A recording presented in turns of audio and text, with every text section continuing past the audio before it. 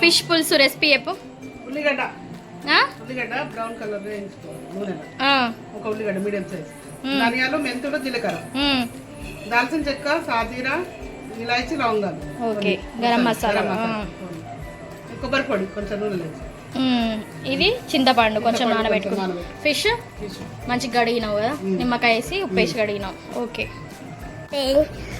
Hi friend, మా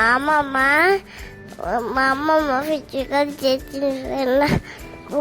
నాకు బాగా నచ్చిందా? నచ్చిందియా? నచ్చింది. అవునా, సరే మమ్మీ. ఆయిల్లో ఆనియన్స్, మిర్చి, అల్లం వెల్లిపాయ పేస్ట్ ఫ్రై చేసుకున్న తర్వాత కారం, ఉప్పు, పసుపు వేసుకోవాలండి. దాని తర్వాత ఫస్ట్ చూపించిన ఇంగ్రీడియంట్స్ ఉన్నాయి కదా, అవన్నీ మిక్సీ పట్టుకుంది, ఆ పేస్ట్ వేసుకుందండి. అది కూడా మంచిగా ఆయిల్లో వేసుకున్న తర్వాత నూనె పైకి తేలిన తర్వాత ముక్కలన్నీ వేసుకుంది మమ్మీ. యాక్చువల్గా బాగుంది, పులుసులో ముక్కలు వేస్తారు, బట్ మమ్మీని అడిగినా ఎందుకు ఇట్లా వేసినా అని అడిగితే మసాలా బాగా పడుతుంది ముక్కలకి, టేస్ట్ ఉంటుంది, అట్లా వేస్తే చప్పగా ఉంటాయి అని చెప్పేసి ఇట్లా వేసింది. వేసిన తర్వాత నెక్స్ట్ చింతపండు రసము వేసుకుందండి. వేసిన తర్వాత మళ్ళీ కొన్ని వాటర్ కూడా యాడ్ చేసుకుంది.